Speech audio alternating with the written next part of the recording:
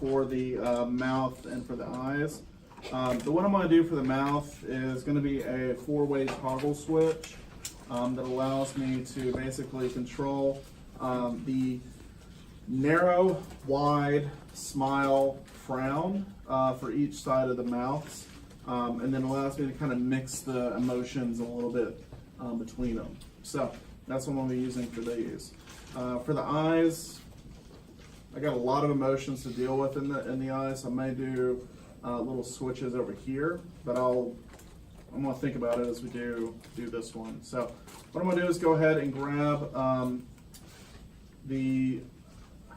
going to make a box, and I have a prism sphere right here. I want to go ahead and put the sphere in the middle of the box, or in the middle of the square. So what I'm going to do is go ahead and grab parent, child.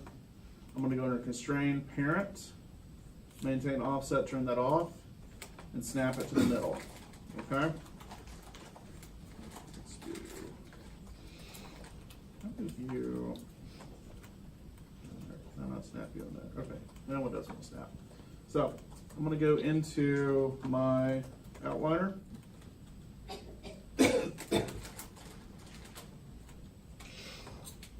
And I'm going to go and go under this controller right here. Where'd it go? And delete the parent constraint. And I'm going to go and take this controller, rename it mouth. I'm sorry. Let's just do mouth right.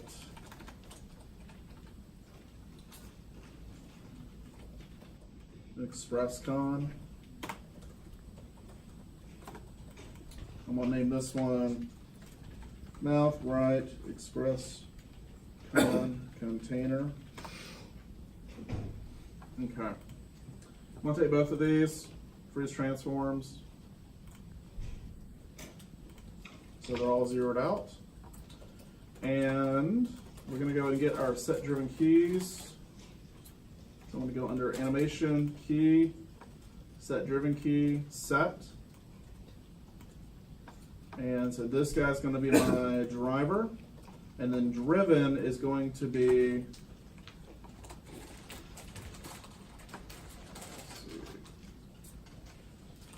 shape editor, and then I'm going to grab the lily head blend shape node, and I should be able to load that as driven. Okay. So it's not letting me do it through here. So my next option is to go through, click on the head here. I'm going to click on the lily head blend shape right there. Click on load driven. And so what's going to give me is I have the blend shape node right here. And then I have all my blend shapes right through here. Okay. So the ones I'm going to be interested in are going to be narrow, wide, right, frown, smile, right. Okay, so the only ones that I need to worry about. All right, so let's deal with the smile one. So that's going to be mouth, smile, right here.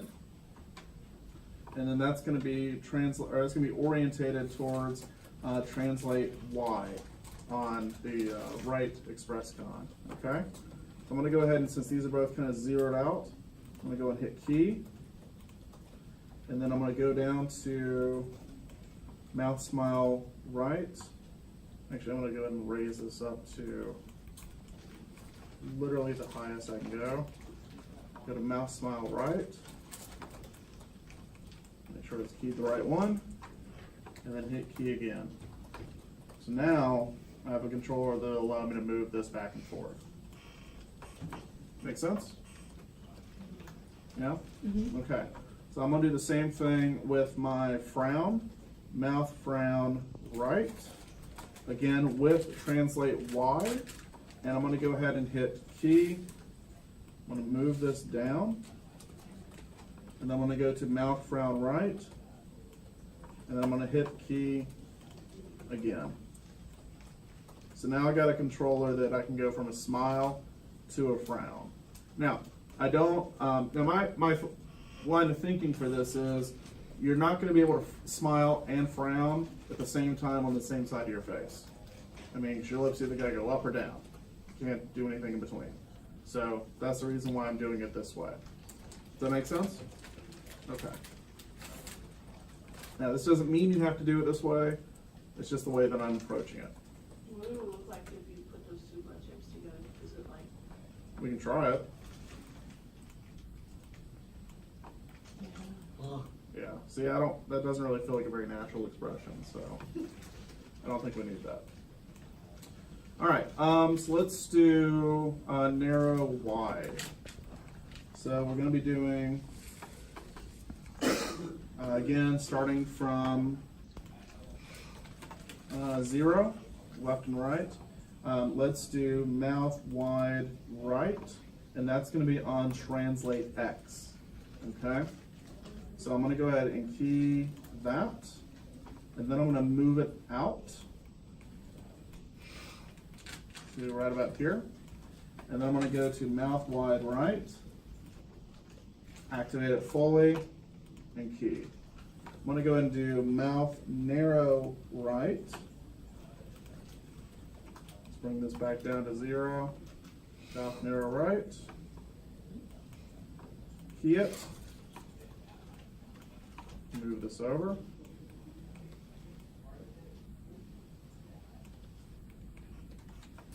And then I'm going to go and activate mouth narrow right. Okay? And click key. All right. So what this means is that we have 4 blend shapes that we can blend between. Okay? And watch the controllers as we go through here, or watch the numbers here. Okay? So I'm going to go ahead and just kind of move this around, and you can see that I can kind of like widen out the mouth, but I can also smile, or I can do a frown. I can also do a narrow frown, or I can do a narrow smile. And I can kind of get somewhere in between. So it gives me a really nice natural range of movement that gives me a pretty freeing feeling as an animator. So I feel like this is for me at least, I like this method. So I feel like I can do a lot of different expressions with a relatively simple setup for controllers. Make sense? Cool. All right. One last thing I'm going to do is I'm going to go ahead and take this guy, and I'm going to go ahead and move it under this controller. So the box that it's actually sitting in. So that means that I can move the box around if I need to. I'm also going to go ahead and limit the movement that I can do with this controller, because I do not need to move this guy all the way up here, down here, or even forward and back. There's no reason for that. So I'm going to go ahead and limit his movement. So I'm going to do translate Z, rotate, scale, all that. I'm going to go to lock and hide. So it can only go left, right, up, and down. And then I'm going to go into my attribute editor. And I'm going to go to limit. And I'm actually going to go ahead and limit my X and Y. And it really should only give me a minimum and a maximum, I believe, of about -1 and 1.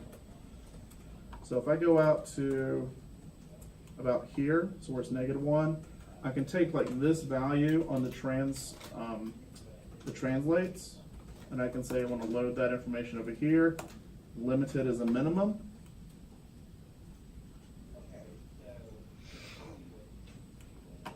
Load that over here as a max. And then I can do the same thing on X and Y, or I'm sorry, Y direction. So now, this guy can't go anywhere else other than these 4 directions, and only in a certain distance. Does that make sense? Okay. And you do that in attribute? Mm-hmm. Yeah, it's under attribute editor, under the first tab for limit information. You have it right here for translate. So yeah.